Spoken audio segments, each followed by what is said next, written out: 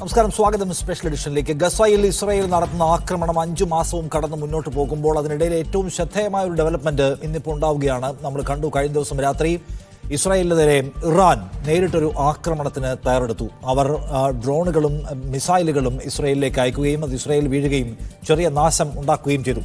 വലിയ ആളപായത്തിലേക്കൊന്നും പോയില്ല. പക്ഷെ ഒരു പരമാധികാര രാജ്യത്തിന് മേൽ മറ്റൊരു രാജ്യം ആക്രമണം നടത്തി എന്ന നിലയ്ക്കുള്ള വലിയ ഗൗരവ സ്വഭാവം അതിനുണ്ട്. അപ്പോൾ ഒരു രാജ്യത്തെ ഇറാന്റെ കോൺസുലേറ്റിന് നേരെ നടത്തിയ ആക്രമണത്തിന് മറുപടി പറയാനുള്ള ബാധ്യത, പകരം ചോദിക്കാനുള്ള ബാധ്യത, ഉത്തരവാദിത്വവും അർഹതയും അവകാശവും ഞങ്ങൾക്കുണ്ട് എന്ന് വ്യക്തമാക്കിക്കൊണ്ടാണ് സിറിയൻ ആക്രമണത്തിന് മറുപടി പറഞ്ഞുകൊണ്ട് ഇറാൻ ഇസ്രായേലിന് നേരെ ഒരു ആക്രമണം നടത്തുന്നത്. എന്ന് മാത്രമല്ല, അതിനെ എസ്കലേറ്റ് ചെയ്യാൻ, അത് വലുതാക്കാനോ തുടരാനോ ഞങ്ങൾ ആഗ്രഹിക്കുന്നില്ല. ഞങ്ങളുടെ കോൺസുലേറ്റ് ആക്രമണത്തിന് ഞങ്ങളിതാ മറുപടി പറഞ്ഞു കഴിഞ്ഞിട്ടുണ്ട് എന്നാണ് ഇറാന്റെ ഈ കാര്യത്തിലുള്ള വിശദീകരണം. ഇറാൻ അനാവശ്യമായ പ്രകോപനം ഉണ്ടാക്കുന്നുവെന്ന് ഇസ്രായേലും ഇസ്രായേൽ ചേരിയിലുള്ള രാജ്യങ്ങളും പറയുന്നു. രണ്ട് രാജ്യങ്ങളും ഈ കാര്യത്തിൽ ഒരു സമാധാനം പാലിക്കണമെന്ന് ഇന്ത്യ അടക്കമുള്ള രാജ്യങ്ങൾ അഭ്യർത്ഥിക്കുന്നത് കണ്ടു. അപ്പോൾ ഇത് ഇറാൻ ഈ യുദ്ധത്തിലേക്ക് നേരിട്ടിറങ്ങി വരികയാണെങ്കിൽ, അതായത് ഇസ്രായേലിനോട് പകരം ചോദിക്കാൻ, ഇസ്രായേലിനെ ആക്രമിക്കാൻ ഇറാൻ ഒരു രാജ്യം എന്ന നിലയ്ക്ക് തയ്യാറെടുക്കുകയാണെങ്കിൽ ഇത് മേഖലയിൽ ഉണ്ടാക്കുന്ന അത്യാഹിതം ചെറുതായിരിക്കില്ല. അത് ആ റീജിയണിൽ മാത്രം ഒതുങ്ങുന്ന ഒന്നായിരിക്കില്ല. വലിയൊരു ലോകയുദ്ധത്തിലേക്ക് വാതിലുകൾ തുറക്കാൻ, നരകവാതിലുകൾ തുറക്കാൻ ശേഷിയുള്ളതായിരിക്കും അത് എന്ന കാര്യത്തിൽ തർക്കമില്ല. പക്ഷെ അത് സംഭവിക്കുമോ? ഇറാൻ അവസാനിപ്പിക്കുന്നു എന്ന് പ്രഖ്യാപിക്കുന്നതോടെ ഇസ്രയേലും അവസാനിപ്പിക്കുമോ? ഒരു മേഖലാ യുദ്ധത്തിന് താല്പര്യമില്ലാത്ത അമേരിക്ക നടത്തുന്ന സമ്മർദ്ദ ശ്രമങ്ങളെ ഇരു രാജ്യങ്ങളും ചെവിക്കൊള്ളുമോ? അതോ നെതന്യാഹു ഒറ്റയ്ക്കൊരുമ്പിട്ടിറങ്ങുമോ? അങ്ങനെ ഇറങ്ങിയാൽ അതിനെ തടുക്കാൻ ആർക്ക് കഴിയും? പല ചോദ്യങ്ങൾ ഈ രാത്രിയിൽ നമ്മുടെ മുമ്പിലുണ്ട്. ഈ വിഷയം സംസാരിക്കുകയാണ് സ്പെഷ്യൽ എഡിഷൻ. എന്നോടൊപ്പം ഈ ചർച്ചയിലുള്ള ഡോക്ടർ താജ് ആലുവ, മാധ്യമപ്രവർത്തകൻ, ഡോക്ടർ PJ വിൻസെന്റ്, വിദേശകാര്യ വിദഗ്ധൻ, ഒപ്പം MC നാസർ, മീഡിയ വണ്ണിന്റെ middle east news head, BK Suhail എന്നോടൊപ്പം ന്യൂസ് ഡെസ്കിൽ നിന്നും, ഗസ വാർ കൈകാര്യം ചെയ്യുന്ന ഡെസ്കിൽ നിന്നും തത്സമയം ചേരുന്നു. ആദ്യം MCA, ഇറാൻ ഉണ്ടാക്കിയിട്ടുള്ള ഇനീഷ്യേറ്റ് ചെയ്തിട്ടുള്ള ഈ യുദ്ധം അല്ലെങ്കിൽ ഈ ആക്രമണം, അത് നിശ്ചിത എണ്ണം മിസൈലുകളും ഡ്രോണുകളും അയക്കുന്നു, ഞങ്ങളുടെ കോൺസുലേറ്റിന് നേരെ നിങ്ങൾ നടത്തിയ ആക്രമണത്തിന് ഞങ്ങളിതാ നിശ്ചിതമായ പ്രതികാരം ചെയ്തിരിക്കുന്നു, അവസാനിച്ചു എന്നേതാണ്ട് ആ നിലയ്ക്കാണല്ലോ ഇറാൻ്റെ പ്രതികരണം. ശരി, എങ്കിൽ ഓക്കെ എന്ന നിലയ്ക്ക് ഇസ്രയേലും ഇനി മറ്റ് നടപടികളൊന്നും വേണ്ട എന്ന നിലയ്ക്ക് അടങ്ങുകയാണോ? എന്ന് വെച്ചാൽ ഇതിൻ്റെ ഒരു തുടർച്ചയുടെ വലുതാകലിൻ്റെ സാധ്യത കഴിഞ്ഞോ?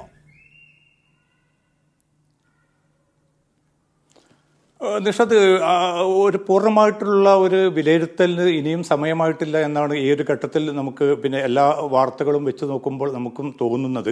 കാരണം ഇസ്രായേൽ ഏതെങ്കിലും അർത്ഥത്തിൽ തങ്ങൾ പിൻവാങ്ങിയെന്നോ അല്ലെങ്കിൽ ഈ ഒരു ആക്രമണം വലിയ തോതിൽ ഇനി മുന്നോട്ട് കൊണ്ടുപോകേണ്ടതില്ല എന്ന അർത്ഥത്തിലുള്ളൊരു പ്രതികരണം ഇസ്രായേലിൻ്റെ സൈനിക രാഷ്ട്രീയ നേതൃത്വത്തിൻ്റെ ഭാഗത്തു നിന്ന് ഈ ഘട്ടം വരെയും ഉണ്ടായിട്ടില്ല. നേരെ മറിച്ച് യോവ് ഗാലന്റ് ഉൾപ്പെടെയുള്ള പ്രതിരോധ മന്ത്രിയാണ് അദ്ദേഹം വ്യക്തമാക്കിയിരിക്കുന്നത് ഇതിന് ഇറാൻ മറുപടി പറയേണ്ടി വരുമെന്നാണ്. രണ്ട് കാര്യങ്ങളാണ് ഇപ്പോൾ പ്രധാനമായിട്ടും ഇസ്രായേൽ നേതൃത്വം, സൈനിക രാഷ്ട്രീയ നേതൃത്വം ആലോചിച്ചുകൊണ്ടിരിക്കുന്നത്. ഒന്ന്, ഇറാന് ഏതെങ്കിലും അർത്ഥത്തിൽ ഒരു മറുപടി നൽകേണ്ടതുണ്ട്. അത് ഏത് സ്വഭാവത്തിൽ വേണം? നേരിട്ട് ഇറാനിലേക്കുള്ള ഒരു ആക്രമണ സ്വഭാവത്തിൽ വേണോ? അതല്ല അതിൻ്റെ പ്രോക്സികളായിട്ടുള്ള യമനിലെ ഹൂത്തികളുണ്ട്, അതോടൊപ്പം തന്നെ ഹിസ്ബുല്ലയുണ്ട്, ഇറാഖിലെ റെസിസ്റ്റൻസ് വിഭാഗമുണ്ട്. അവർക്കെതിരെയുള്ള ആക്രമണത്തിൽ ഇത് പരിമിതപ്പെടുത്തണമോ എന്നത് സംബന്ധിച്ച കൂടിയാലോചനകളാണ് ഇപ്പോൾ ഈ ഒരു ഘട്ടത്തിൽ ഇസ്രായേലിനുള്ളിൽ നടക്കുന്നത്. കാരണം നമുക്കറിയാൻ സാധിക്കും, കൃത്യമായിട്ടുള്ള വലതുപക്ഷവൽക്കരണം പൂർണ്ണമായിട്ടുള്ള അർത്ഥത്തിൽ നടന്ന ഒരു സർക്കാരാണ് ഇപ്പോൾ ഇസ്രായേലിലുള്ളത്. അതുകൊണ്ട് തന്നെ വ്യത്യസ്തമായിട്ടുള്ള നിലപാടുകൾ അവർക്കുണ്ട്. അതുകൊണ്ട് അമേരിക്കൻ പ്രസിഡന്റ് ബൈഡൻ ഇടപെട്ട് നെതന്യാഹുവിനോട് വളരെ കർശനമായിട്ട് ഒരു പ്രത്യാക്രമണത്തിലേക്ക് നീങ്ങരുത് എന്ന് രാവിലെ ആവശ്യപ്പെട്ടിട്ടുണ്ട് എങ്കിൽ പോലും അതോടുകൂടി ഈ പ്രതിസന്ധി തീർന്നു എന്ന് ഈ ഘട്ടം വരെ പറയുക സാധ്യമല്ല. കാരണം നേരത്തെ നമുക്കറിയാൻ സാധിക്കും, ഗസ യുദ്ധത്തിന്റെ പല ഘട്ടങ്ങളിലും അമേരിക്കയുടെ നിർദ്ദേശങ്ങൾ, അമേരിക്കയുടെ വിലക്കുകൾ, അമേരിക്കയുടെ തിട്ടൂരങ്ങൾ പൂർണ്ണമായിട്ടും തള്ളിക്കൊണ്ട് തൻ്റെ താല്പര്യത്തിനനുസരിച്ച് അല്ലെങ്കിൽ സൈനികമായിട്ടുള്ള താല്പര്യങ്ങൾക്കനുസരിച്ചിട്ടുള്ള ഒരു നീക്കമാണ് ഇതുവരെ നെതന്യാഹു നടത്തുന്നത്. അതുകൊണ്ടാണ് ഇത്ര 33,000-ഓളം മനുഷ്യർ കൊല്ലപ്പെടുന്നതിന്, വടക്കൻ ഗസ പൂർണ്ണമായിട്ടും ഒരു പട്ടിണിയിലേക്ക് നീങ്ങുന്നതിനൊക്കെ കാരണക്കാരൻ നെതന്യാഹുവും അദ്ദേഹം നേതൃത്വം നൽകുന്ന ഒരു ഭരണകൂടവുമാണ്. അതുകൊണ്ട് തന്നെ ഈ ഘട്ടത്തിൽ ഇപ്പം ഇറാൻ വളരെ കൃത്യമായിട്ട് അവരുടെ പ്രതികരണം അറിയിച്ചു കഴിഞ്ഞു. കാരണം ഞങ്ങളുടെ കോൺസുലേറ്റ് ഏപ്രിൽ 1 നിങ്ങൾ ആക്രമിച്ചു കഴിഞ്ഞിരിക്കുന്നു, അതിന് പരിമിതവും ആണവവും അതോടൊപ്പം തന്നെ സൈനികവുമായ കേന്ദ്രങ്ങളെ മാത്രം ലക്ഷ്യം വെച്ചുകൊണ്ടുള്ള ഒരു പ്രതികരണമാണ് ഞങ്ങളിപ്പോൾ നടത്തിയിരിക്കുന്നത്. ആ പ്രതികരണത്തോടുകൂടി പിന്നെ ഞങ്ങളുടെ ലക്ഷ്യം പൂർത്തീകരിക്കപ്പെട്ടിരിക്കുന്നു. സിവിലിയൻ കേന്ദ്രങ്ങളിലേക്ക് ഞങ്ങൾ സ്പർശിച്ചിട്ടില്ല, അതോടൊപ്പം തന്നെ സാമ്പത്തിക കേന്ദ്രങ്ങളെ ഞങ്ങൾ ഉന്നം വെച്ചിട്ടില്ല. പക്ഷേ ഇനി അങ്ങോട്ട് നിങ്ങളുടെ ഭാഗത്തു നിന്ന് ഏതെങ്കിലും അർത്ഥത്തിൽ ഇറാനെതിരെ ആക്രമണം ഉണ്ടാവുകയാണെങ്കിൽ അത് അമേരിക്കയുടെ കൂട്ടിച്ചേർന്നുകൊണ്ടോ ഏകപക്ഷീയമായിട്ട് ഇസ്രായേൽ മാത്രമോ നടത്തുകയാണെങ്കിൽ അതിന്റെ മാരകമായിട്ടുള്ള തിരിച്ചടിയിലേക്ക് അത് പോകും. അതിനുള്ള പ്രാപ്തി ഇസ്രായേലിന്റെ സൈനിക സംവിധാനങ്ങളുണ്ട്, തങ്ങളുടെ സാധ്യതകളുണ്ട്. അമേരിക്കയ്ക്ക് യുദ്ധം വലുതാകരുത് എന്ന ആഗ്രഹമുണ്ട്, ഇസ്രായേലിന്റെ ഭാഗത്തു നിന്ന് ഒരു റിട്ടാലിയേഷൻ ഉണ്ടാവരുത് എന്ന ആഗ്രഹമുണ്ട്. പക്ഷേ തുടക്കം മുതൽ തന്നെ ഈ യുദ്ധത്തിലേക്ക് ഇറാനെ നേരിട്ട് യുദ്ധവേദിയിലേക്ക് വലിച്ചുകൊണ്ടുവരാൻ ഇസ്രായേൽ നടത്തുന്ന ശ്രമങ്ങൾ നമ്മൾ കണ്ടിട്ടുള്ളതാണ്. അങ്ങനെ ഇറാൻ ഇതിൽ ഇൻവോൾവ് ആവണമെന്ന നിലയ്ക്ക് ഇറാനെ വലിച്ചുകൊണ്ടുവരാൻ നടത്തിയ ശ്രമം കണ്ടിട്ടുണ്ട്. സോ അമേരിക്കൻ സമ്മർദ്ദത്തെ മറികടന്നുകൊണ്ട് നെതന്യാഹു കടുത്ത തീരുമാനങ്ങൾ എടുക്കും എന്ന് വിചാരിക്കണം. കാരണം അതിനകത്ത് പലതരം താല്പര്യങ്ങളുണ്ടല്ലോ. അവരുടെ ആഭ്യന്തര രാഷ്ട്രീയ താല്പര്യമുണ്ട്, നെതന്യാഹുവിൻ്റെ പൊളിറ്റിക്കൽ കരിയറുമായി ബന്ധപ്പെട്ട താല്പര്യങ്ങളുണ്ട്. അതുകൊണ്ട് അന്താരാഷ്ട്ര സമ്മർദ്ദം, പ്രത്യേകിച്ച് അമേരിക്കയുടെ സമ്മർദ്ദത്തെ മറികടന്ന് ഇസ്രായേൽ സഞ്ചരിക്കാനുള്ള സാധ്യത എത്രയാണ് ഈ ഇതുവരെയുള്ള സിനാരിയോ പരിശോധിക്കുമ്പോൾ? നിഷാദ്, ഇത് പ്രവചനാതീതമാണ്. പിന്നെ നെതന്യാഹുവിൻ്റെ ഒരു തീരുമാനം അല്ലെങ്കിൽ ഇസ്രായേൽ നേതൃത്വത്തിൻ്റെ സൈനിക രാഷ്ട്രീയ നേതൃത്വത്തിൻ്റെ തീരുമാനം നമുക്ക് പ്രവചിക്കുന്നത് പോലെ ഇങ്ങനെ ആയിരിക്കും അല്ലെങ്കിൽ അമേരിക്ക പറഞ്ഞതുകൊണ്ട് അങ്ങനെ പോകാൻ പാടില്ല എന്ന് ഇസ്രായേലിൻ്റെ ഇതുവരെയുള്ള ചരിത്രം പരിശോധിച്ചാൽ നമുക്ക് വ്യക്തമാകുന്നത് എല്ലാ നിയമങ്ങളെയും അന്തർദേശീയമായ ചട്ടങ്ങളെയും അതോടൊപ്പം തന്നെ സഖ്യരാജ്യങ്ങളുടെ സമ്മർദ്ദത്തെയും ഇതൊന്നുമല്ല അവരുടെ പരിഗണനാ വിഷയമായി വരുന്നത്. തങ്ങളുടെ ഒരു താല്പര്യം എന്ത്, ഇപ്പോൾ ഇസ്രായേൽ ജനതയ്ക്കുള്ളിൽ അല്ലെങ്കിൽ പിന്നെ അവിടെ ഭരണകൂടത്തിനുള്ളിൽ ഒരു വികാരമുണ്ട്. ഇത്രയേറെ ഡ്രോണുകളും ഇത്രയേറെ ബാലിസ്റ്റിക് മിസൈലുകളും അയച്ചിട്ടും ഒരു പ്രതികരണവും നടത്താതെ നിൽക്കുന്നത് ഇസ്രായേൽ എന്ന ഒരു രാജ്യത്തിൻ്റെ അസ്തിത്വത്തെ അല്ലെങ്കിൽ അതിൻ്റെ പിന്നെ സുരക്ഷാപരമായിട്ടുള്ള ഐഡന്റിറ്റിയെ പിന്നെ നോക്കുകുത്തിയാക്കി നിർത്തുന്നതിന് തുല്യമാണ്. അതുകൊണ്ട് ഒരു തിരിച്ചടി ഇതിന് വേണം എന്നൊരു വികാരം സ്വാഭാവികമായി തന്നെ ഇസ്രായേൽ എന്ന ഒരു രാഷ്ട്രത്തിന്റെ അതുകൊണ്ട് അതിനുള്ള സ്വീകരിക്കേണ്ട നടപടി. ഇസ്രായേലിനെ നേരെ നടത്തിയ ആക്രമണം മറ്റ് പല രാജ്യങ്ങൾക്കും നേരെ എന്നതുപോലെയല്ല. ഇസ്രായേൽ ഒരു പ്രകോപനവുമില്ലാതെ സഹരാഷ്ട്രങ്ങളെ ആക്രമിക്കുന്ന രാജ്യമാണ്, പ്രകോപനമുണ്ടാക്കുന്ന രാജ്യമാണ്, പരിധി കടന്ന് സഞ്ചരിക്കാൻ ഒരു മടിയുമില്ലാത്ത രാജ്യമാണ്. ഇറാൻ എക്സ്പെക്ട് ചെയ്യുന്നുണ്ടാവുമോ ഒരു കടുത്ത മറുപടി? ഇപ്പോഴത്തെ ഈ സംഭവ വികാസങ്ങളെ ഗസ യുദ്ധത്തിൽ നിന്നും മാറ്റി നിർത്തി നമുക്ക് ചർച്ച ചെയ്യാൻ സാധിക്കില്ല. കഴിഞ്ഞ മാസമാണ് ഹമാസിൻ്റെ രാഷ്ട്രീയകാര്യ മേധാവി ഇസ്മായിൽ ഹനിയ ഇറാനിലെത്തുകയും ഇറാനിലെ രാഷ്ട്രീയ നേതൃത്വവും പ്രധാനമായും ഇറാൻ്റെ പ്രസിഡന്റ് ഇബ്രാഹിം റയീസുമായും കൈകോർത്തുകൊണ്ട് ഒരു ചിത്രം പുറത്തു വന്നത്. അത് ഹമാസിന് രാഷ്ട്രീയമായും അതേപോലെ തന്നെ സാമ്പത്തികമായും സൈനികമായും സഹായം നൽകുന്നത് ഇറാനാണ് എന്ന് ഇസ്രായേൽ നിരന്തരമായി പറഞ്ഞുകൊണ്ടിരിക്കുന്നതാണ്. ഈ സംഭവം നടന്നതിൻ്റെ തൊട്ടുടനെയാണ് 2 ആക്രമണങ്ങൾ നടക്കുന്നത്. ഒന്ന്, ഏപ്രിൽ 1 ഡമസ്കസിലെ ഇറാൻ്റെ കോൺസുലേറ്റിൽ ആക്രമണം നടക്കുന്നു. പ്രധാനപ്പെട്ട IRGCയുടെ നേതൃത്വത്തെ അടക്കമുള്ള ആളുകളെ കൊലപ്പെടുത്തുന്നു. മറ്റൊന്ന്, പെരുന്നാൾ ദിവസം ഇസ്മായിൽ ഹനിയയുടെ 3 മക്കളെയും 4 പേരക്കുട്ടികളെയും കൊലപ്പെടുത്തുന്നു. ഈ 2 ആക്രമണത്തിനും സമാനമായ സ്വഭാവമുണ്ട് എന്ന് പല ആളുകളും നിരീക്ഷിക്കുന്നുണ്ട്.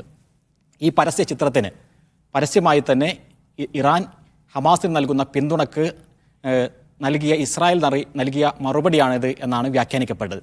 ഇപ്പോൾ ഏതായിരുന്നാലും അതിനൊരു തിരിച്ചടി, ഒരു പ്രത്യാക്രമണം ഇസ്രായേലിന് നേരെ ഇറാനും നടത്തിയിരിക്കുകയാണ്.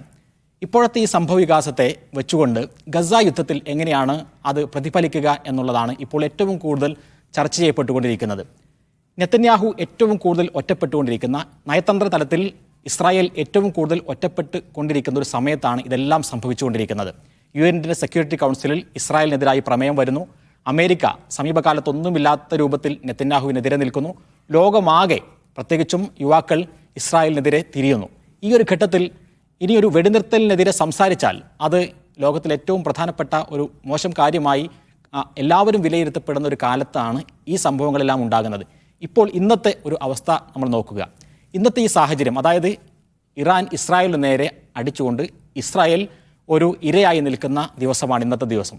ഈ ദിവസത്തെ ഈ ഗസ യുദ്ധത്തിന് നെതന്യാഹു ഉപയോഗപ്പെടുത്തും എന്നുള്ളതാണ് പരക്കെ നിരീക്ഷിക്കപ്പെടുന്ന ഒരു കാര്യമെന്ന് പറയുന്നത്. അതെന്താണെന്ന് വെച്ചാൽ, ഇനി ഞങ്ങൾ ഇറാനെതിരെ അടിക്കാതിരിക്കണമെങ്കിൽ, ഞങ്ങളൊരു എസ്കലേഷനിലേക്ക് പോകാതിരിക്കണമെങ്കിൽ ഗസയിൽ ഞങ്ങളുടെ ലക്ഷ്യങ്ങൾ പൂർത്തീകരിക്കാൻ അമേരിക്കയും ലോകവും ഒപ്പം നിൽക്കണം എന്നുള്ള ഒരു സന്ദേശം, അല്ലെങ്കിൽ അതിനുവേണ്ടിയുള്ളൊരു കടുംപിടുത്തം നെതന്യാഹുവിൻ്റെ ഭാഗത്തു നിന്നുണ്ടാകുന്നു എന്നാണ് മിഡിൽ ഈസ്റ്റിനെ നിരീക്ഷിക്കുന്ന ആളുകളെല്ലാം പറയുന്നത്. അതിന് നെതന്യാഹുവിന് വേണ്ടത് പൂർണ്ണമായിട്ടുള്ള നയതന്ത്ര പിന്തുണയാണ്, മറ്റൊന്ന് സൈനികമായി അമേരിക്കയുടെ പിന്തുണയാണ്, സാമ്പത്തികമായ സഹായമാണ്. ഈ 3 സഹായങ്ങളും വെച്ചുകൊണ്ട് ഇപ്പോൾ നമുക്കറിയാം വിവിധ തരത്തിലുള്ള വെടിനിർത്തൽ ചർച്ചകൾ കൂടി പുരോഗമിച്ചുകൊണ്ടിരിക്കുന്ന സമയമാണ്. കൈറോ ചർച്ച അതിൻ്റെ ഏറ്റവും മൂർധന്യതയിൽ നിൽക്കുന്ന സമയത്താണ് പെരുന്നാളിന് ഇസ്മായിൽ ഹനിയയുടെ മക്കളെയും കൊച്ചുമക്കളെയും കൊലപ്പെടുത്തിയത്. ഈ ഘട്ടത്തിൽ ഇസ്രായേലിന് അനുകൂലമായി അമേരിക്കയും, പ്രത്യേകിച്ച് അമേരിക്കയും ബൈഡൻ ഭരണകൂടം ഏറ്റവും കൂടുതൽ നെതന്യാഹുവിനെതിരെ നിൽക്കുന്ന ഈ ഘട്ടത്തിൽ നെതന്യാഹു പറയുന്ന ഒരു തലത്തിലേക്ക് അമേരിക്കയെയും അതേപോലെ തന്നെ അവിടെയുള്ള ഭരണകൂടത്തെയും ലോകത്തെയും ആകെയും മാറ്റിക്കൊണ്ടുവരാൻ വേണ്ടി ഇപ്പോഴത്തെ ഈ സാഹചര്യം നെതന്യാഹു ഉപയോഗപ്പെടുത്തും എന്ന് തന്നെയാണ് നമ്മൾ മനസ്സിലാക്കിയത്. ആ സാഹചര്യത്തെ ഇസ്രായേൽ അവരുടെ താല്പര്യത്തിന് ഒപ്പിച്ച് എന്തുമാത്രം ക്രിയേറ്റീവായി ഉപയോഗപ്പെടുത്തുന്ന ക്വസ്റ്റ്യൻ അവിടെ ഉണ്ട്. ലോകത്ത് ഇസ്രായേലിന് നഷ്ടമായിക്കൊണ്ടിരിക്കുന്ന പിന്തുണ തിരികെ പിടിക്കാൻ ഇറാൻ കൂടി രംഗത്ത് വരുമ്പോൾ ഇസ്രായേലിന് ഗുണമാകുമോ എന്ന ചോദ്യം അവിടെ ഉണ്ട്. ഡോക്ടർ താജ് ആലുവ, ഇസ്രായേൽ മറ്റാരെയും പരിഗണിക്കാതെ ഏതു തീരുമാനവും എടുക്കുന്ന രാജ്യം എന്ന ഹിസ്റ്ററിയാണ് നമ്മൾ ഏറ്റവും ചുരുങ്ങിയത് ഈ കഴിഞ്ഞ 6 മാസമെങ്കിലും കണ്ടത്. ഇപ്പം സെക്യൂരിറ്റി കൗൺസിലിൻ്റെ പ്രമേയത്തെ പോലും അതിലംഘിച്ചുകൊണ്ട് അവരവരുടെ വാർ ക്രൈം തുടരുകയാണ്. പക്ഷേ ഇറാനെതിരെ ഒരു ആക്രമണം നടത്തുക എന്ന് വരുമ്പോൾ അത് സാധാരണ നിലയിൽ ഗസയെ ആക്രമിക്കുന്നത് പോലെയല്ല. അത് ആ മേഖലയിൽ ആകെ പ്രശ്നമാകും. ലോകത്താകമാനം അത് നമ്മുടെ സാമ്പത്തിക മേഖലയെ പിടിച്ചുലയ്ക്കും. പ്രത്യേകിച്ച് മിഡിൽ ഈസ്റ്റിലെ അറബ് രാജ്യങ്ങളുടെ സുസ്ഥിരതയെ തന്നെ തകർക്കാൻ പോകുന്ന യുദ്ധമായിരിക്കും. അതുകൊണ്ട് അമേരിക്കയ്ക്ക് ഇതുവരെ പയറ്റിയ സമ്മർദ്ദമൊന്നും പോരാതെ വരും ഇത്തവണ ഇസ്രായേലിന് മേൽ. അല്ലെങ്കിൽ ഇതുവരെ കൊടുത്ത ഗൗരവത്തേക്കാൾ അധികമുള്ള ഗൗരവം ഇസ്രായേലിനോട് അടങ്ങിയിരിക്കാൻ പറയാൻ അമേരിക്കയ്ക്ക് വേണ്ടി വരും. അതുകൊണ്ട് ഈസിയാണോ എല്ലാവരെയും മറികടന്നുകൊണ്ട് ഇത്തവണ ഒരു വാർ ഫ്രണ്ട് ഓപ്പൺ ചെയ്യാൻ ഇസ്രായേലിന് എത്ര എളുപ്പമാണ് ഈ ഇറാൻ ഇഷ്യൂവിൽ? നിഷാദ്, ഇതിൻ്റെ അകത്ത് നമ്മൾ മനസ്സിലാക്കേണ്ട ഒരുപാട് ഘടകങ്ങളുണ്ട്. എന്ന് പറഞ്ഞാൽ വ്യത്യസ്തങ്ങളായിട്ടുള്ള ഒരു ഇക്വേഷൻ ഇതിൻ്റെ അകത്ത് വർക്ക് ചെയ്യുന്നുണ്ട്. എന്ന് പറഞ്ഞാൽ നോക്കൂ, ഇസ്രായേലിനെതിരെ ഇറാൻ ഇപ്പൊ നടത്തിയത് തികച്ചും ഒരു പ്രതീകാത്മകമായ ഒരു ആക്രമണമാണ്. എന്ന് പറഞ്ഞാൽ വേണമെങ്കിൽ ഇറാൻ ഇതിനേക്കാളും ശക്തമായി ഇസ്രായേലിനെ അടിക്കാമായിരുന്നു. എന്ന് പറഞ്ഞാൽ അവരുടെ സിവിലിയൻ ഇൻഫ്രാസ്ട്രക്ചർ, അതല്ലെങ്കിൽ ഇക്കോണമിക് സെന്റേഴ്സ്, അതുപോലെ വളരെ തന്ത്രപ്രധാനമായ മറ്റ് സംഗതികൾ, തങ്ങൾക്കെതിരെ ഡിപ്ലോമാറ്റിക് മിഷനെ ആക്രമിച്ചതുപോലെ ഇസ്രായേലിന്റെ ഡിപ്ലോമാറ്റിക് കേന്ദ്രങ്ങളെ ഒക്കെ ആക്രമിക്കാമായിരുന്നു. പക്ഷേ ചരിത്രത്തിൽ ആദ്യം എന്ന് വിളിക്കാവുന്ന രൂപത്തിൽ ഇസ്രായേലിനെതിരെ ലോകത്തിൽ തന്നെ ഏറ്റവും വലിയ ഒരു ഡ്രോൺ ആക്രമണമാണ് പിന്നെ ഇറാൻ കാഴ്ചവെച്ചത്. എന്ന് പറഞ്ഞാൽ ആ ഡ്രോണുകൾ ഒരർത്ഥത്തിലും പിന്നെ യാതൊരു തരത്തിലുള്ള ഒരു സിവിലിയൻ പോപ്പുലേഷനെയോ അല്ലെങ്കിൽ അത്തരം മേഖലകളെയോ ആക്രമിക്കുകയില്ല എന്ന് കണ്ടുകൊണ്ട് തന്നെയുള്ള വളരെ ടാർഗറ്റഡ് ആയിട്ടുള്ള, വളരെ സ്പെസിഫിക് ആയിട്ടുള്ള ഒരു ആക്രമണമാണ് ഇറാൻ നടത്തിയത്. എന്ന് പറഞ്ഞാൽ അതിന്റെ ഏറ്റവും പ്രധാനപ്പെട്ട വശം അതൊരു പ്രതീകാത്മകമായ ഒരു ആക്രമണമാണ് എന്ന് തന്നെയാണ്. ഇസ്രായേലിന് കൊടുക്കുന്ന വളരെ കൃത്യമായ ഒരു മെസ്സേജ്, ഇനിയും ഞങ്ങളുടെ പിന്നെ പ്രോക്സികളെയോ അല്ലെങ്കിൽ ഞങ്ങളുടെ ഡിപ്ലോമാറ്റിക് മിഷനുകളെയോ വിദേശ രാജ്യങ്ങളിൽ, പ്രത്യേകിച്ച് സിറിയ, ഇറാഖ് പോലുള്ള, ലബനാൻ പോലുള്ള സ്ഥലങ്ങളിൽ ആക്രമിച്ചാൽ കൈ കെട്ടി നോക്കിയിരിക്കാൻ ഞങ്ങൾക്കാവില്ല. അത് ഇറാനെ സംബന്ധിച്ചിടത്തോളം അവസാനത്തെ ഒരു സന്ദർഭമായിരുന്നു ഇത്. എന്ന് പറഞ്ഞാൽ ഇനി ഒരിക്കൽ കൂടി ഇസ്രായേലിനെതിരെ എന്തെങ്കിലും ഒരു കാര്യമായ ആക്ഷൻ എടുത്തിട്ടില്ലെങ്കിൽ സ്വന്തം ജനതയെ തൃപ്തിപ്പെടുത്താൻ സാധിക്കില്ല എന്ന് മാത്രമല്ല, ഇറാന്റെ മേഖലയിലുള്ള ആ ഒരു അപ്രമാദിത്വം അല്ലെങ്കിൽ ആ ഒരു ഫോഴ്സ് എന്ന് പറയുന്നത് തന്നെ ചോർന്നു പോകുന്ന ഒരു അവസ്ഥ സംജാതമായപ്പോഴാണ് ഈ ഒരു ആക്രമണത്തിന് ഇറാൻ മുതിർന്നത്.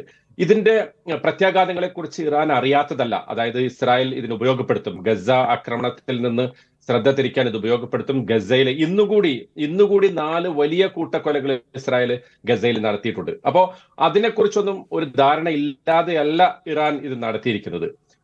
അവരെ സംബന്ധിച്ചിടത്തോളം, ഇറാനെ സംബന്ധിച്ചിടത്തോളം ഈ ഒരു സന്ദർഭത്തിൽ ഇങ്ങനെ ഒരു ആക്രമണം നടത്തുക എന്ന് പറയുന്നത് ഇസ്രായേലിന് കൊടുക്കാൻ പറ്റുന്ന ഏറ്റവും ശക്തമായ ഒരു താക്കീതും ഒരു മെസ്സേജുമാണ്. ആ മെസ്സേജ് ഇസ്രായേലിൽ എത്തിയിട്ടുണ്ട്. പ്രത്യേകിച്ച് അമേരിക്ക നോക്കൂ, ഇറാൻ അമേരിക്കൻ ഗവൺമെന്റിനെ പോലും മുൻകൂട്ടി അറിയിച്ചിട്ടാണ് ഈ ആക്രമണം നടത്തുന്നത്. ഞങ്ങൾ ഇതാ ഒരുങ്ങിയിരിക്കുന്നു. 2 ആഴ്ചയായി അതിനു വേണ്ടിയിട്ടുള്ള. ഏപ്രിൽ 1 ഡമസ്കസിലെ കോൺസുലേറ്റ് ആക്രമിക്കുന്നു.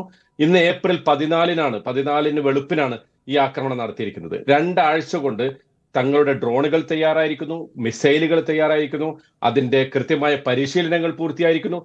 ഇങ്ങനെ വളരെ കൃത്യമായ വാർണിംഗ് കൊടുത്തിട്ട്, താക്കീത് ചെയ്തിട്ട് ആക്രമിക്കുക എന്ന് പറയുന്നത് മെസ്സേജാണ്, ശക്തമായ മെസ്സേജ്. ഈ മെസ്സേജിന്റെ അപ്പുറം അടുത്ത മെസ്സേജ് കൊടുക്കുന്നത്, ഇതിനെങ്ങാനും പ്രതികാരം ചെയ്യാൻ ഇസ്രായേൽ മുതിർന്നാൽ തീർച്ചയായും അതിശക്തമായ തിരിച്ചടി ഉണ്ടാകും. ആ തിരിച്ചടിയെ നെതന്യാഹുവിനെ കണക്കിലെടുക്കാതിരിക്കാൻ കഴിയില്ല എന്നുള്ളതാണ്. പ്രത്യേകിച്ച് ഒരർത്ഥത്തിൽ വേണമെങ്കിൽ നെതന്യാഹുവിന് ഇതിനെ ഉപയോഗപ്പെടുത്തി തന്റെ പൊളിറ്റിക്കൽ കരിയർ, തന്റെ രാഷ്ട്രീയ കരിയർ മുന്നോട്ട് കൊണ്ടുപോകാൻ സാധിക്കും. മൊത്തം ഇസ്രായേലികളെ ഇപ്പോ തനിക്ക് കീഴെ അണിനിരത്താൻ സാധിക്കും. പക്ഷേ അതിന് പറ്റാത്തൊരു രൂപത്തിൽ ഇസ്രായേലിന്റെ പബ്ലിക് സ്പേസിൽ ഒരു പൊതു പരിഭ്രാന്തിയും ഒരു വെപ്രാളവും ഒരു അസ്വസ്ഥതയും സൃഷ്ടിക്കപ്പെട്ടിരിക്കുന്നു. സ്വന്തം ജനതയിൽ നിന്ന് ഒറ്റപ്പെട്ടു നിൽക്കുന്ന നെതന്യാഹുവിന് അതിവേഗം ആ ജനതയുടെ പിന്തുണ തിരിച്ചുപിടിക്കാൻ കഴിയാത്തൊരു സാഹചര്യമാണ് വാസ്തവത്തിൽ ഇറാൻ ആക്രമണം സൃഷ്ടിച്ചേക്കുന്നത്. കാരണം സിവിലിയൻ പോപ്പുലേഷനെ തൊട്ടിട്ടില്ല, ഇക്കോണമിക് കേന്ദ്രങ്ങളെ തൊട്ടിട്ടില്ല, വളരെ മിലിറ്ററി ഇൻസ്റ്റലേഷന് നേരെയുള്ള വളരെ ടാർഗറ്റഡ് ആയിട്ടുള്ള ആക്രമണങ്ങൾ. അപ്പൊ ഈ മെസ്സേജിനെ മറികടക്കാൻ നെതന്യാഹുവിന് കഴിയില്ല എന്നതാണ് വാസ്തവം. അമേരിക്കയെ മറികടന്നുകൊണ്ടാകട്ടെ, അമേരിക്കയുടെ പിന്തുണയോടെ ആകട്ടെ, ഇപ്പൊ അമേരിക്ക തന്നെ പറഞ്ഞു കഴിഞ്ഞു ഇസ്രായേൽ കൗണ്ടർ അറ്റാക്ക് നടത്തരുതെന്ന് പറഞ്ഞു കഴിഞ്ഞു. അതിന്റെ അർത്ഥം കൗണ്ടർ അറ്റാക്ക് നടത്തിയാൽ ഇറാൻ ശക്തമായി തിരിച്ചടിക്കും. ആ തിരിച്ചടിയെ മേഖലയിൽ എന്ന് മാത്രമല്ല മൊത്തം ലോകത്തിന് ആഗോള യുദ്ധത്തിന്റെ ഒരു സാധ്യതയിലേക്ക് വലിച്ചടക്കപ്പെടും ഈ ലോകം എന്ന ഒരു അവസ്ഥ. ഡോക്ടർ താജ്, അത് വളരെ പ്രധാനപ്പെട്ട സംഗതിയാണ്. ഞാൻ ചോദിക്കുന്നത്, ഇസ്രായേൽ തിരിച്ചടിക്കുമോ എന്നാൽ എല്ലാവരും ഉദ്യോഗത്തോടെ ഉറ്റുനോക്കുന്നു. ഞങ്ങൾ തിരിച്ചടിക്കുന്നില്ല, പക്ഷെ ഞങ്ങൾക്ക് ഗസയിൽ ചില ടാർഗറ്റ്സ് ഉണ്ട്, ഞങ്ങൾക്ക് ചില ആവശ്യങ്ങളുണ്ട്, അവ പരിഗണിച്ചു തരാൻ, അവ തീർപ്പാക്കി തരാൻ ലോകത്തിന് ബാധ്യതയുണ്ട്, ഇല്ലെങ്കിൽ ഞങ്ങളൊരു വാർ ഫ്രണ്ട് ഓപ്പൺ ചെയ്യും എന്ന് വന്നാൽ ഇതിനെല്ലാം വീണ്ടും ഗസ ബലിയാടാവുന്നതിലേക്ക് കാര്യങ്ങൾ എത്താനുള്ള സാധ്യത എത്രയാണ്? ഗസയിൽ നേരത്തെ തന്നെ നെതന്യാഹു പറഞ്ഞു കഴിഞ്ഞു, റഫേൽ ഞങ്ങൾ ഓപ്പറേഷൻ നടത്തും, അതിന് തീയതി കുറിച്ചു കഴിഞ്ഞു, നിങ്ങൾ എല്ലാവരും കാത്തിരുന്നോളൂ, ലോകം ഞങ്ങളോടൊപ്പം ഉണ്ടായാലും ഇല്ലെങ്കിലും റഫേൽ ഞങ്ങൾ ആക്രമണം എന്നത് വാസ്തവത്തിൽ ഇസ്രായേലും അവരുടെ പ്രതിരോധ മന്ത്രിയും നെതന്യാഹു ഒക്കെ പറഞ്ഞ കാര്യമാണ്. പക്ഷെ അതിൽ നിന്ന് അവരെ പിന്തിരിപ്പിക്കാൻ അമേരിക്കയുടെ ശ്രമങ്ങൾ ഒരു ഭാഗത്ത് നടന്നുകൊണ്ടിരിക്കെ തന്നെയാണ് ഇപ്പോൾ ഈ ആക്രമണം ഉണ്ടായിട്ടുള്ളത്.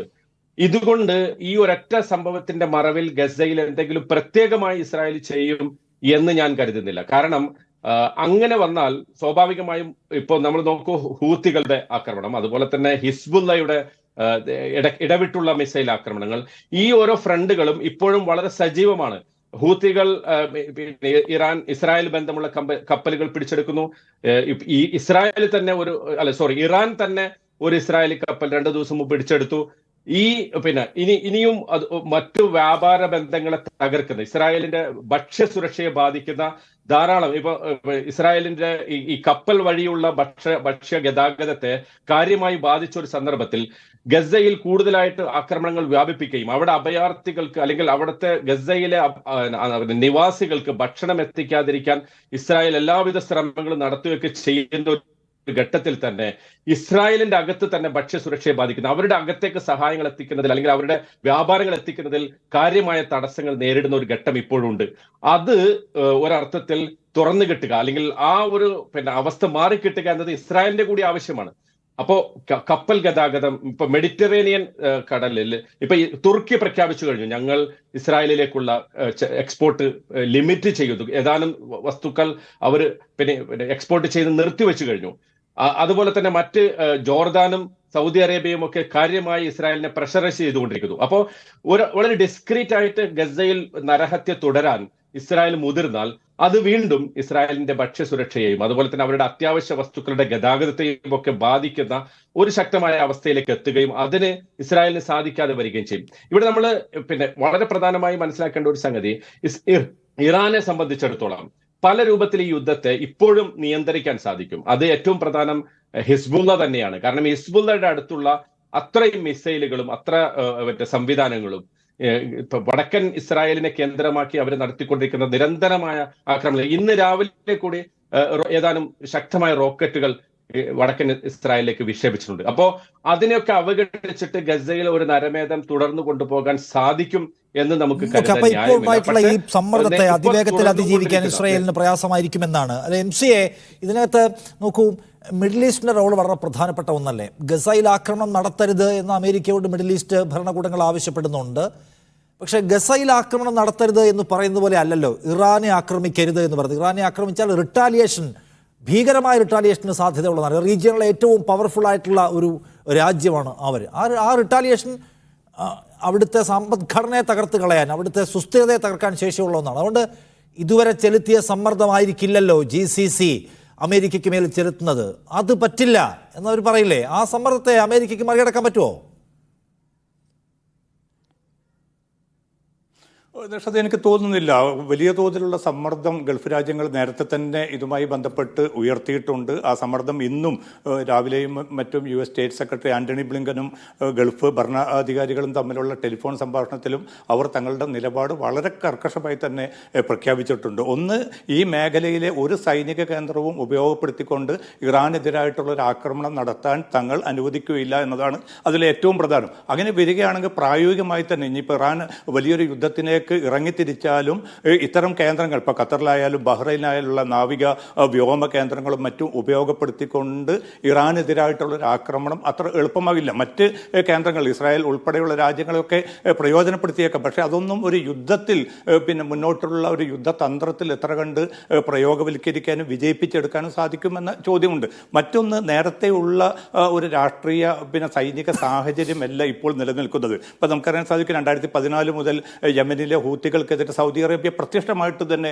യുദ്ധത്തിലാണ്. UAE ഉൾപ്പെടെയുള്ള രാജ്യങ്ങളും അതിന് പൂർണ്ണ പിന്തുണ പ്രഖ്യാപിച്ചിരുന്നു. പക്ഷേ പിന്നിട്ട വർഷങ്ങളിലൂടെ ഈ ഗവൺമെന്റുകളും അതോടൊപ്പം തന്നെ ഈ മേഖലയും തിരിച്ചറിഞ്ഞൊരു കാര്യം, ഈ അശാന്തിയും ഈ സംഘർഷവും ഒന്നിനും ഒരു പരിഹാരമല്ല. നേരെ മറിച്ചത് വലിയ തോതിൽ ഈ പ്രതിരോധ ആവശ്യങ്ങൾക്കായി തുക ചെലവിടുക എന്നതിലപ്പുറം ഈ മേഖലയുടെ വികാസത്തിന് അത് വിലങ്ങുതൊടിയാവും. അതുകൊണ്ടാണ് ഇപ്പോൾ സൗദി അറേബ്യ പോലും ഇറാനുമായിട്ട് കൈകോർക്കാൻ, അത് ചൈനയുടെ മധ്യസ്ഥതയിൽ ആണ് എങ്കിൽ പോലും കൈകോർക്കാനും അമേരിക്കയുടേതായിട്ടുള്ള നേരത്തെയുള്ള ആ ഹെജമണിയെ മറികടന്നുകൊണ്ട് പുതിയ രാഷ്ട്രീയ അന്തർദേശീയ സമവാക്യങ്ങൾ രൂപപ്പെടുത്താൻ ഈ രാജ്യങ്ങളൊക്കെ നിർബന്ധിതമാവുന്നത് ഈ പ്രായോഗികമായിട്ടുള്ള തിരിച്ചറിവിൻ്റെ അടിസ്ഥാനത്തിലാണ്. അല്ലാതെ ഇറാൻ പൂർണ്ണമായിട്ട് മാറിയത് കൊണ്ടോ അതിൻ്റെ വംശീയമായിട്ടുള്ള നിലപാടുകളിൽ അവർ ഒരു തിരുത്തൽ വരുത്തിയത് കൊണ്ടോ അല്ല. ഒരു നിർബന്ധിതാവസ്ഥ വന്നതുകൊണ്ട് ഈ മേഖലയിലെ ജനങ്ങളുടെ താല്പര്യങ്ങൾ, ഈ രാഷ്ട്രങ്ങളുടെ മുന്നോട്ടുള്ള പ്രയാണം, വികസന പദ്ധതികൾ ഇതൊക്കെ നടക്കണമെങ്കിൽ അനുകൂലമായിട്ടുള്ള ഒരു രാഷ്ട്രീയ സൈനിക സാഹചര്യം ഇവിടെ വേണ്ടതുണ്ട്, അത് രൂപപ്പെടേണ്ടതുണ്ട് എന്ന ഒരു തിരിച്ചറിവാണ്. അതുകൊണ്ടാണ് ഈ കൈകോർക്കൽ നടന്നിരിക്കുന്നതും ഈ സമാധാനപൂർണ്ണമായിട്ട് മുന്നോട്ട് പോകണമെന്ന് ആഗ്രഹിക്കുന്നത്. അതുകൊണ്ട് തന്നെ ഈ ഇസ്രായേലിനെതിരെയുള്ള ആക്രമണം ഗൾഫ് ഉൾപ്പെടെയുള്ള എല്ലാ രാജ്യങ്ങളെയും ഇറാൻ നേരത്തെ തന്നെ അറിയിച്ചിരുന്നു. 3 ദിവസം മുമ്പ് തന്നെ ഈ രാജ്യങ്ങൾക്കൊക്കെയും നിർദ്ദേശം നൽകിയിട്ടുണ്ട്. തങ്ങൾ ആക്രമിക്കാൻ പോവുകയാണ്, അത് ഡ്രോണുകളും അതോടൊപ്പം തന്നെ ബാലിസ്റ്റിക് മിസൈലുകളും അതിൽ പ്രയോജനപ്പെടുത്തും. പക്ഷെ അത് പരിമിതമായിരിക്കും, അത് സൈനിക കേന്ദ്രങ്ങളിലേക്ക് മാത്രം ലക്ഷ്യമിട്ടുകൊണ്ടുള്ളതായിരിക്കുമെന്ന് ഗൾഫ് രാജ്യങ്ങളുടെ പോലും വിശ്വാസ്യത ആർജിച്ചെടുത്തുകൊണ്ടുള്ളൊരു നീക്കമാണ്. നേരത്തെ ഇപ്പോൾ 79 8 കൊല്ലത്തോളമാണ് ഇറാഖുമായിട്ട് ഇറാൻ നേരിട്ട് യുദ്ധം, ലക്ഷക്കണക്കിന് മനുഷ്യർ കൊല്ലപ്പെട്ട യുദ്ധമാണ്. ഇസ്ലാമിക റവല്യൂഷനെ അട്ടിമറിക്കാൻ വേണ്ടി അമേരിക്ക പ്രത്യക്ഷത്തിൽ തന്നെ എല്ലാ സഹകരണങ്ങളും ചെയ്തു കൊടുത്തൊരു യുദ്ധമാണ്. പല ഗൾഫ് രാജ്യങ്ങളും അന്ന് അമേരിക്കക്കൊപ്പം നിലയുറപ്പിച്ചതാണ്. പക്ഷേ ആ സാഹചര്യമല്ല ഈ 2024 എത്തി നിൽക്കുമ്പോഴുള്ളത്. അന്നുള്ള അമേരിക്കയോടുള്ള ആഭിമുഖ്യമല്ല, അതിൽ വലിയ മാറ്റങ്ങൾ വന്നിട്ടുണ്ട്. രാഷ്ട്രീയമായ അടിയൊഴുക്കുകളുണ്ട്. റഷ്യയും ഗൾഫിനെ ഉപയോഗപ്പെടുത്തിക്കൊണ്ട് ഇറാനെ ആക്രമിക്കുക എന്നത് അസാധ്യമായിരിക്കുമെന്നാണ് കാര്യം അതും ചൂണ്ടിക്കാണിക്കുകയാണ്. ഗൾഫ് രാജ്യങ്ങളുടെ പിന്തുണ നേടിക്കൊണ്ട് ഇറാനെതിരെ ഒരു ഓപ്പറേഷനിലേക്ക് പോകാൻ ഇസ്രായേൽ സഖ്യത്തിന് കഴിയില്ല എന്ന്. സുഹൈൽ, ഞാൻ ചോദിക്കുന്ന ഒരു ചോദ്യം, ഇപ്പം ഇനിയൊരു യുദ്ധം തുടങ്ങി എന്ന് വിചാരിക്കുക, ഇറാൻ ഒറ്റയ്ക്കായിരിക്കുമോ? കാര്യത്തിൽ നമുക്ക് പലതരത്തിലുള്ള അസംഷനിലേക്ക് നമുക്ക് പോകേണ്ടി വരും. ഇപ്പോൾ നേരത്തെ ഈ ഒരു ഗസ യുദ്ധം തുടങ്ങുന്നതിന് മുമ്പ് ഉണ്ടായിട്ടുള്ളൊരു സിനാരിയോ ഉണ്ട്. അത് എന്താണെന്ന് ചോദിച്ചാൽ, ഇറാനുമായി ചൈനയും അതേപോലെ തന്നെ റഷ്യയും വൻതോതിൽ മുമ്പ് എങ്ങുമില്ലാത്ത രൂപത്തിലുള്ള കൈകോർക്കൽ നടന്ന ഒരു ഘട്ടമാണ്. യുക്രൈൻ യുദ്ധത്തിൻ്റെ പശ്ചാത്തലത്തിൽ റഷ്യ കൂടുതൽ ഇറാനുമായി സഹകരിക്കുകയും ഇറാനും റഷ്യയും എണ്ണ ഇടപാട് സജീവമാക്കുകയും ഡോളർ ഒഴിവാക്കുകയും ഒക്കെ ചെയ്ത സാഹചര്യം, ചൈനയും കൂടുതലായി ഇറാനുമായി കൈകോർക്കുകയും എന്ന് മാത്രമല്ല സൗദിയുമായുള്ള ബന്ധത്തിൽ വരെ കുറേ കാലമുണ്ടായിരുന്ന ആ വിടവ് നികത്താൻ ചൈന മധ്യസ്ഥതയിൽ നിന്നുകൊണ്ട് ഈ രണ്ട് രാജ്യങ്ങളെയും കൈകോർത്ത് പിടിക്കുന്ന സാഹചര്യം, ആ ദൃശ്യങ്ങൾ പുറത്തു വരുന്ന സാഹചര്യവുമൊക്കെ ഉണ്ടാക്കിയത് ചൈനയായിരുന്നു. ആ തരത്തിൽ പുതിയൊരു ബന്ധം ഇവിടെ സ്ഥാപിക്കപ്പെടുന്നു എന്ന് വിചാരിക്കുകയും ചൈനയുടെ ബെൽറ്റ് ആൻഡ് റോഡ് ഇനീഷ്യേറ്റീവ് പദ്ധതി ഇതിൽ ഇറാനും അതേപോലെ തന്നെ സൗദിയും എല്ലാം കടന്നുകൊണ്ട് യൂറോപ്പിലേക്കും ആഫ്രിക്കയിലേക്കുമൊക്കെ കടന്നു പോകുന്നൊരു സാഹചര്യവുമൊക്കെ ഉണ്ടായിക്കൊണ്ടിരിക്കുന്ന ഘട്ടത്തിലാണ് അമേരിക്കയും ഇസ്രായേലും ചേർന്നുകൊണ്ട് അതിനെ അട്ടിമറിക്കുന്ന ഒരു സാഹചര്യം ഉണ്ടായത്. അപ്പോൾ തീർച്ചയായും ഈ തരത്തിൽ ഇറാന് അങ്ങനെയുള്ളൊരു പ്രാധാന്യം കൂടിയുണ്ട്. ഇറാനും അതേപോലെ തന്നെ അമേരിക്കൻ വിരുദ്ധ ചേരിയും തുടങ്ങി വെക്കുന്ന ചില പദ്ധതികളെ കൂടി അട്ടിമറിച്ചുകൊണ്ടായിരുന്നു ഇപ്പോഴത്തെ ഈ യുദ്ധമുണ്ടായത് എന്ന് നമുക്ക് നിരീക്ഷിക്കേണ്ടി വരും. ആ തരത്തിൽ നോക്കുകയാണെങ്കിൽ ഇറാനെ ഇസ്രായേൽ ആക്രമിച്ചു കഴിഞ്ഞാൽ റഷ്യയും ചൈനയും അവരുടെ പിന്തുണയ്ക്കെത്തുമോ? അതേപോലെ തന്നെ ഇപ്പോൾ സോഷ്യൽ മീഡിയയിൽ സജീവമായി കൊണ്ടിരിക്കുന്ന ഒരു ചർച്ച, വടക്കൻ കൊറിയ ഇറാന് പിന്തുണ നൽകുമോ എന്നുള്ളതാണ്. വടക്കൻ കൊറിയയും അതേപോലെ തന്നെ ഇറാനും തമ്മിൽ പലതരത്തിലുള്ള ആയുധ ബന്ധങ്ങൾ, വ്യാപാര ഇടപാടുകൾ നേരത്തെ നടത്തിയിരുന്നു. ആ തരത്തിൽ വടക്കൻ കൊറിയ സഹായിക്കുമോ എന്നുള്ള പ്രശ്നം കൂടിയുണ്ട്. പക്ഷേ നമുക്ക് ഗസയുടെ ഒരു പശ്ചാത്തലത്തിൽ വെച്ച് നോക്കുകയാണെങ്കിൽ ഗസ യുദ്ധം ഇത്ര നാൾ നിൽക്കുമ്പോഴും ഈ ഗസയെ പൂർണ്ണമായും ഒരു സഹായിക്കാനും ഇസ്രായേലിൻ്റെയും അമേരിക്കയും കൈക്ക് പിടിക്കാനും ആരും രംഗത്ത് വരാത്തൊരു സാഹചര്യത്തിൽ അല്ല, അതുപോലെയാണോ സുഹൈൽ ഞാൻ ചോദിക്കുന്നത്? ഇപ്പം ഇറാൻ എന്ന് പറയുന്ന രാജ്യം യുദ്ധമുഖത്തേക്ക് എത്തിപ്പെടുകയാണെങ്കിൽ, ഇപ്പോൾ നേരത്തെ സുഹൈൽ പറഞ്ഞ പോലെ യുക്രൈൻ വാറിൻ്റെ സമയത്ത് ആയുധ ഇടപാടുകൾ പോലും റഷ്യയും ഇറാനും തമ്മിലുണ്ട്. ഇറാൻ ഡ്രോണുകൾ വലിയ തോതിൽ റഷ്യ ഉപയോഗിച്ചിട്ടുണ്ട്. റഷ്യ UN-ലൊരു പ്രമേയം ഗസ വിഷയത്തിൽ അവതരിപ്പിക്കുന്നത് പോലും ഇറാൻ്റെ താല്പര്യങ്ങളെ കംപ്ലീറ്റായി പരിഗണിച്ചുകൊണ്ടും ഏതാണ്ട് ഇറാൻ ഡ്രാഫ്റ്റ് ചെയ്തതുപോലുള്ള ഒരു പ്രമേയം അവർ അവതരിപ്പിക്കുന്നുണ്ട് അവിടെ, ഹമാസിൻ്റെ October 7 പേര് പോലും പറയാതെ. സോ ഇറാനുമായിട്ടുള്ള ബന്ധം, ഇറാൻ ഒരു യുദ്ധമുഖത്തേക്ക് എത്തിപ്പെട്ടാൽ ഗസ വിഷയത്തിൽ സ്വീകരിക്കുന്ന നിലപാടായിരിക്കുമോ? ഇൻ കേസ് ഒരു അറ്റ്ലീസ്റ്റ് റഷ്യയുടെ എങ്കിലും പൊസിഷൻ എന്തായിരിക്കും? റഷ്യ പൂർണ്ണമായും ഇറാനൊപ്പം നിൽക്കും എന്ന് നമുക്ക് ഈ ഘട്ടത്തിൽ പറയാൻ സാധിക്കില്ല. കാരണം നമുക്ക് ഇപ്പോൾ തന്നെ അറിയാം, ഗസ യുദ്ധത്തിൻ്റെ ഒരു പശ്ചാത്തലത്തിൽ വേണമെങ്കിൽ ഇറാൻ്റെ ആഗ്രഹം എന്താണ് എന്ന് നമുക്കറിയാം. തീർച്ചയായും ഗസക്കൊപ്പം നിൽക്കുക എന്നുള്ളതാണ്. അപ്പോൾ പ്രത്യക്ഷത്തിൽ ഒരു യുദ്ധമുഖത്തേക്ക് ഇപ്പോൾ യുക്രൈനിൽ തന്നെ യുദ്ധം തുടങ്ങി വെച്ച റഷ്യക്ക് എന്താണ് സംഭവിച്ചുകൊണ്ടിരിക്കുന്നത്, അതിൽ നിന്ന് തലയൂരാൻ കഴിയാത്തൊരു സാഹചര്യമാണ്. അപ്പോൾ അങ്ങനെയുള്ള ഒരു ഘട്ടത്തിൽ റഷ്യ പൂർണ്ണമായും ഇറാൻ്റെ കൂടെ നിൽക്കും, അല്ലെങ്കിൽ ചൈന പൂർണ്ണമായും ഇറാൻ്റെ കൂടെ നിൽക്കും എന്ന് നമുക്ക് പറയാൻ സാധിക്കില്ല. അതുകൊണ്ടുകൂടിയാണ് ഇപ്പോൾ എന്തൊക്കെ തന്നെ പറഞ്ഞാലും ഇസ്രായേൽ ഇറാനെ ആക്രമിക്കുന്നത് ഈ ഗസ യുദ്ധം തുടങ്ങിയതിന് ശേഷം ആദ്യമായിട്ടല്ല. പല വിധത്തിൽ, പല രൂപങ്ങളിൽ, പല ഭാവങ്ങളിൽ ഇറാനെ ആക്രമിച്ചിട്ടുണ്ട്. ഖാസിം സുലൈമാനിയുടെ 1ാം ചരമവാർഷികത്തോടനുബന്ധിച്ച് നടന്ന IS ആക്രമണം, അതിന് പിന്നിൽ ആരാണ്? സ്വാഭാവികമായ ചോദ്യങ്ങളുണ്ട്. വിവിധ ഇടങ്ങളിൽ ഇറാൻ്റെ നേതാക്കളെ ഇസ്രായേൽ കൊലപ്പെടുത്തിയിട്ടുണ്ട്. ഇപ്പോൾ പക്ഷേ ഈ വലിയൊരു ആക്രമണം കൂടി നടക്കുമ്പോൾ ഏതെങ്കിലും തരത്തിൽ ഒരു പ്രതികരിച്ചു എന്ന് വരുത്തി തീർക്കുന്നതിലപ്പുറമായി വലിയൊരു എസ്കലേഷനിലേക്ക് ഇറാന് പോകാൻ സാധിക്കാത്തത് ആ തരത്തിലുള്ളൊരു പിന്തുണ ലോകത്തിന്റെ ഭാഗത്തു നിന്ന് കിട്ടുമോ എന്നുള്ള ആശങ്കയിൽ തന്നെയാണ് നമുക്ക് പറയേണ്ടത്. ഡോക്ടർ താജ് ആലുവ, ഇറാനെ സംബന്ധിച്ചും ഇന്നത്തെ പരിമിതവും നിശ്ചിതവുമായ ആക്രമണം അവർ തീരുമാനിക്കുന്നത് പോലും ഒരു വലിയ യുദ്ധം ഉണ്ടാവരുത് എന്ന ആഗ്രഹത്തിൽ നിന്നല്ലേ? ഇറാൻ ഏതെങ്കിലും നിലയ്ക്ക് ഒരു യുദ്ധം ആഗ്രഹിക്കുന്നുണ്ടോ മീൻസ് താങ്കൾ നേരത്തെ പറഞ്ഞ പോലെ അവരെ സംബന്ധിച്ച് റീജിയണിലെ ഏറ്റവും പവർഫുൾ സ്റ്റേറ്റ് എന്ന് പറയുന്ന അവരുടെ എന്താ പറയുക തലയെടുപ്പ് നിലനിർത്തേണ്ടതുണ്ട്, അവരുടെ പൊളിറ്റിക്കൽ പ്രോജക്റ്റുകൾ നടപ്പിലാക്കേണ്ടതുണ്ട്. അതിന് ചിലപ്പോൾ അവർക്ക് യുദ്ധം ഓപ്റ്റ് ചെയ്യേണ്ടി വരുന്നതാണ്. പക്ഷേ അതിനെല്ലാം മേലെയല്ലേ യുദ്ധമുണ്ടാക്കാൻ പോകുന്ന വിനാശം, ദീർഘകാലത്തെ 8 വർഷം നീണ്ട യുദ്ധത്തിൻ്റെ കഥ, ഉപരോധങ്ങളുടെ കഥ. ഇറാൻ ആ നിലയ്ക്ക് വളരെ ദുർബല സ്വഭാവം കൂടിയുള്ള ഒരു രാജ്യമാണല്ലോ. അവർക്കിനി ഒരു യുദ്ധം ചെയ്യാൻ കഴിയുമോ, അതിന് ശേഷിയുണ്ടോ, അവരത് ആഗ്രഹിക്കുന്നുണ്ടോ അവിടുത്തെ ജനത?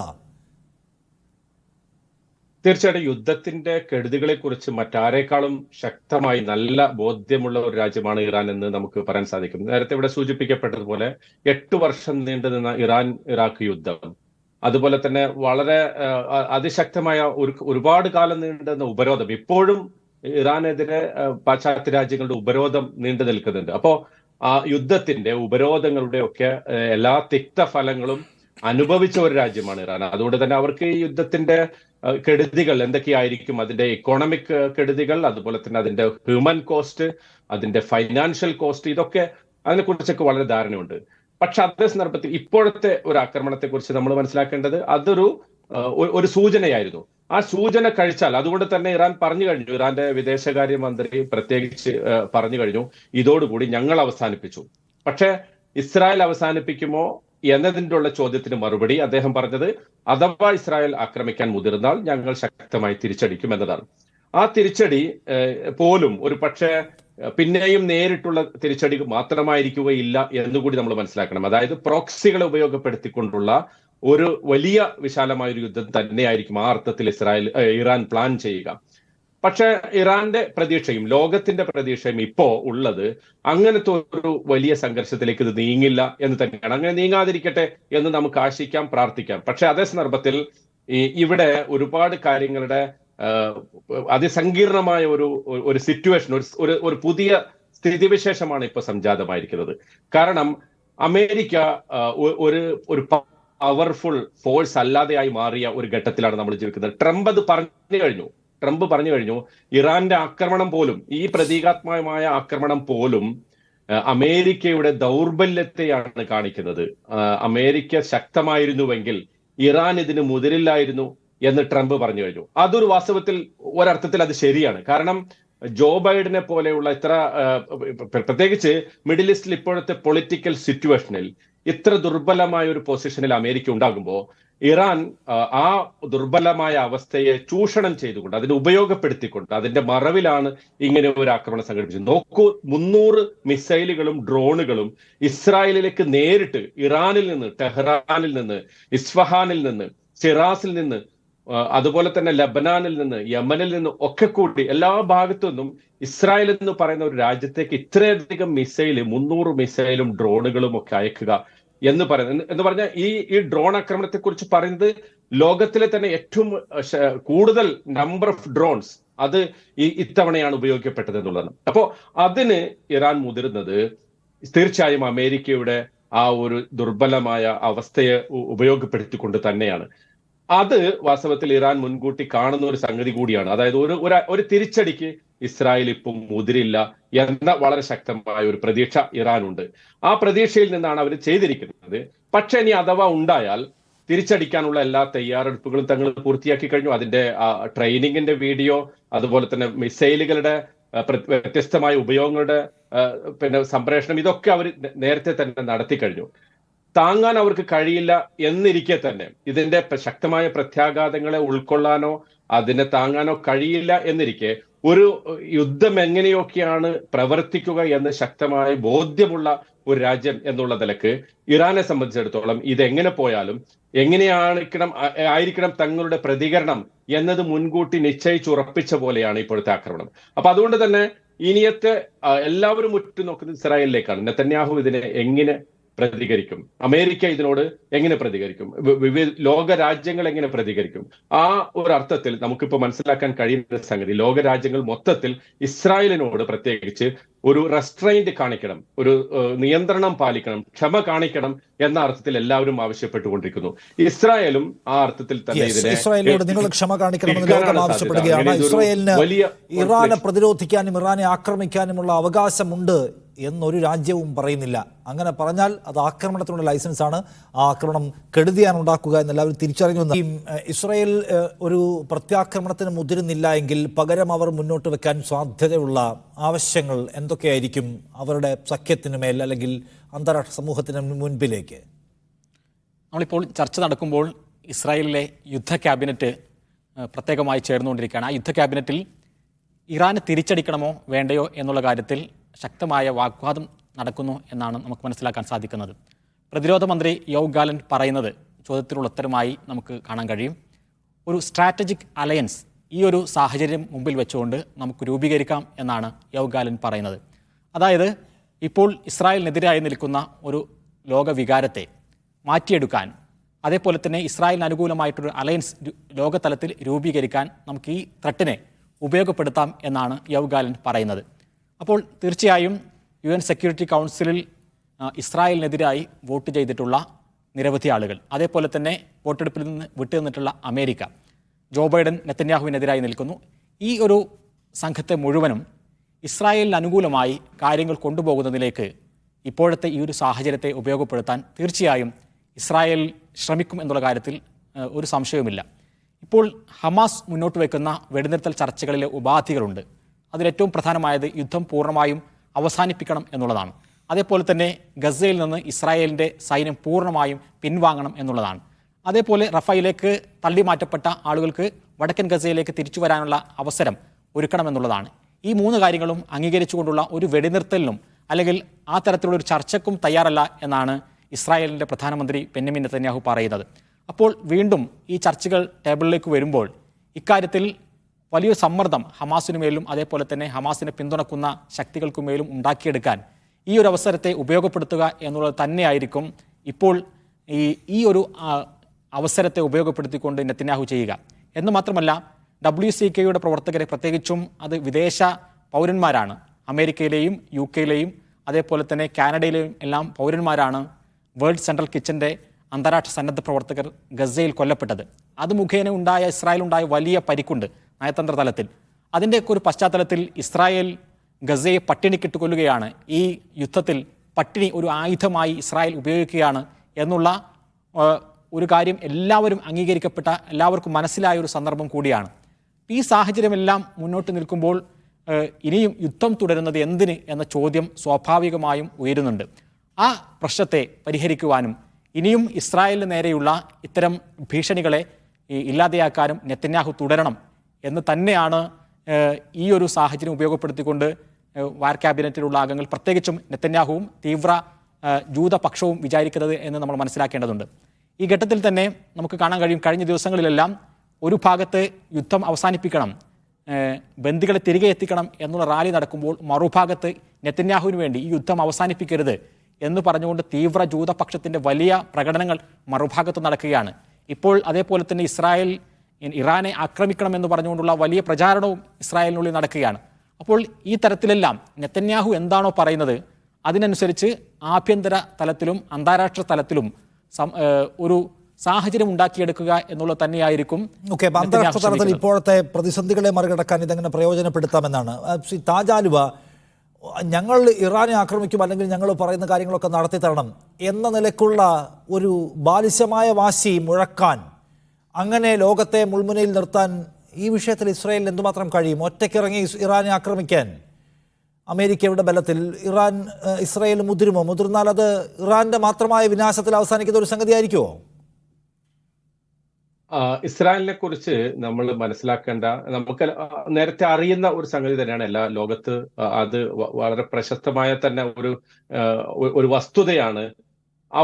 അവരുടെ സുരക്ഷ, അവരുടെ പ്രതിരോധം, അതിന് ഏറ്റവും പ്രാധാന്യം കൊടുക്കുകയും അത് മറ്റ് രാജ്യങ്ങളുടെ സുരക്ഷയുടെ ചെലവിലാണെങ്കിൽ പോലും, മറ്റ് ജനവിഭാഗങ്ങൾ അടിച്ചമർത്തിയിട്ടാണെങ്കിൽ പോലും അത് നേടിയെടുക്കാൻ അവരെന്തും ചെയ്യുമെന്ന ഒരു പ്രതീതി നേരത്തെ സൃഷ്ടിക്കപ്പെട്ടിട്ടുണ്ട്. അതുകൊണ്ട് തന്നെ ഇപ്പൊ നോക്കൂ, ഇത്രയധികം അന്താരാഷ്ട്ര സമ്മർദ്ദം ഉണ്ടായിട്ടും, യുണൈറ്റഡ് നേഷൻസിന്റെ സെക്യൂരിറ്റി കൗൺസിലിൽ പ്രമേയം ഉണ്ടായിട്ടും, അന്താരാഷ്ട്ര നീതിന്യായ കോടതിയുടെ ഭാഗത്ത് നിന്ന് വളരെ ശക്തമായ താക്കീത് ഉണ്ടായിട്ടും ഒരു കൂസലുമില്ലാതെ അതിനൊക്കെ പുല്ല് വിലക്കെടുത്തുകൊണ്ട് അതിശക്തമായ ആക്രമണങ്ങളും അതിന് തരിമ്പും വകവെക്കാതെ അതിനേക്കാൾ ശക്തമായ, അതിന് മുമ്പുണ്ടായിരുന്നതിനേക്കാൾ ശക്തമായ ആക്രമണങ്ങൾ അഴിച്ചുവിട്ടുകൊണ്ടിരിക്കുന്ന ഒരു രാജ്യമാണ് ഇസ്രായേൽ.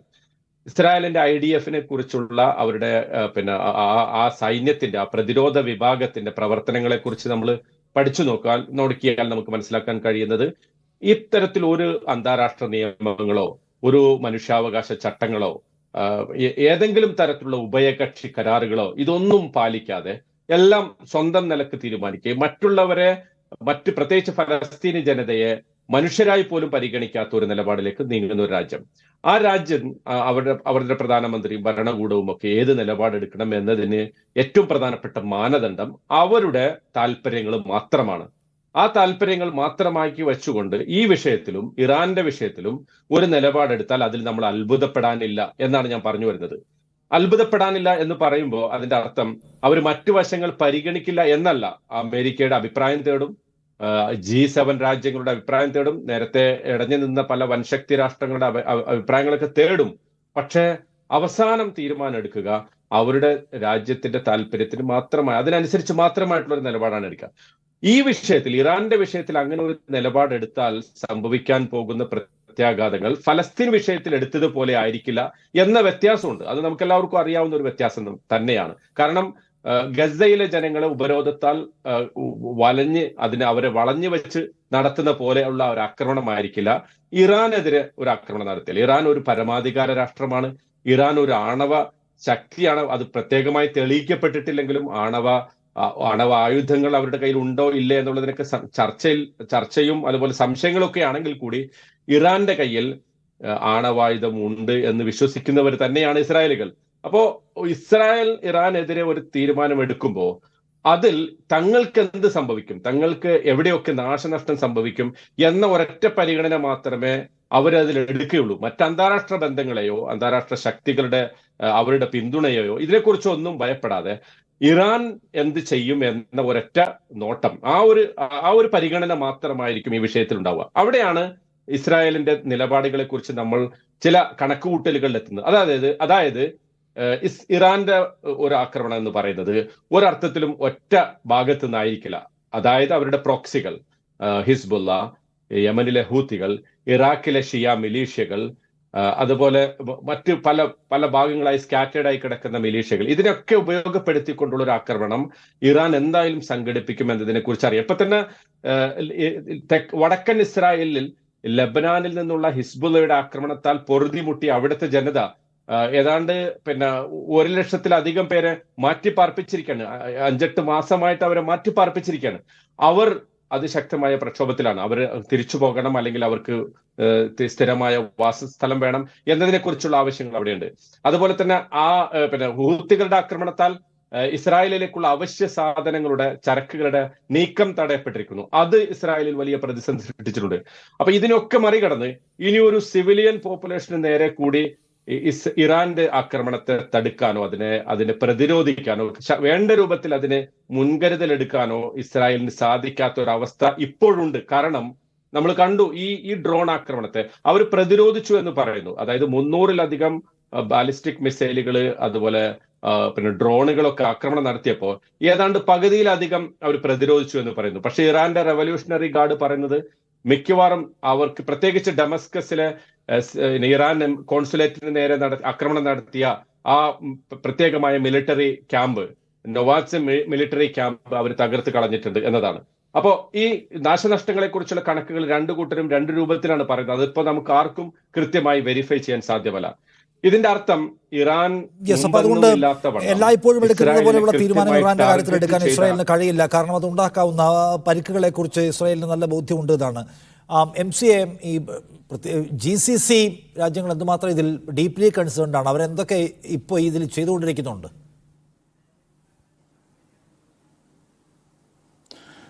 ദശരഥ, ഞാൻ നേരത്തെ സൂചിപ്പിച്ചതുപോലെ നയതന്ത്ര തലത്തിൽ തന്നെ ഈ പ്രശ്നങ്ങൾക്ക് പരിഹാരം വേണമെന്ന ഒരു പ്രഖ്യാപിത നിലപാടാണ് എല്ലാ GCC രാജ്യങ്ങളും ഒരുപോലെ സ്വീകരിച്ചിരിക്കുന്നത്. കാരണം ഇറാൻ എന്നത് നമുക്കറിയാൻ സാധിക്കും, ഇപ്പോൾ UAE നിന്നൊക്കെ ഒരു 30 മിനിറ്റ് യാത്ര പോലും അത്രയും അടുത്ത് നിൽക്കുന്ന ഒരു പ്രദേശമാണ്. അതുകൊണ്ട് യുദ്ധം, ഇറാൻ ഉൾപ്പെട്ട ഒരു യുദ്ധം ഉണ്ടാവുക എന്നതിൻ്റെ പ്രത്യക്ഷമായിട്ടുള്ള അതിൻ്റെ പ്രത്യാഘാതം ഈ മേഖലയിലെ എല്ലാ രാജ്യങ്ങളെയും ബാധിക്കും. അത് സുരക്ഷാ സംവിധാനങ്ങളെ മാത്രമായിരിക്കണമെന്നില്ല, സാമ്പത്തിക സാമൂഹിക സാഹചര്യങ്ങളൊക്കെയും പ്രതികൂലമായിട്ട് ബാധിക്കും എന്ന തിരിച്ചറിവുള്ളത് കൊണ്ടാണ് ഈ യുദ്ധം ഇനി ഒരു വ്യാപ്തിയിലേക്ക് പോകരുത് എന്ന് വളരെ കണിശമായിട്ടുള്ളൊരു നിലപാട് സ്വീകരിച്ചിരിക്കും. ഇപ്പോൾ സൗദി അറേബ്യ പോലുള്ളൊരു രാജ്യം ഇപ്പോൾ സമീപകാലത്ത് വന്നിരിക്കുന്ന മാറ്റങ്ങൾ അത് വികസന പദ്ധതികൾക്കും മറ്റും കൊടുക്കുന്ന ഊന്നലൊക്കെ നമുക്ക് അറിയാൻ സാധിക്കും. അതുകൊണ്ട് തന്നെ ഈ രാഷ്ട്രീയമായിട്ടുള്ള കാലുഷ്യങ്ങൾ, വിവിധ രാജ്യങ്ങളുമായിട്ടുള്ള പ്രശ്നങ്ങൾ, ഇതൊക്കെയും രമ്യമായിട്ട് പരിഹരിക്കുന്നത് പോലും ആ ഒരു തിരിച്ചറിവിൻ്റെ അടിസ്ഥാനത്തിലാണ്. അതുകൊണ്ട് ശക്തമായ ഒരു സന്ദേശം തന്നെയാണ് അമേരിക്കയുമായിട്ട്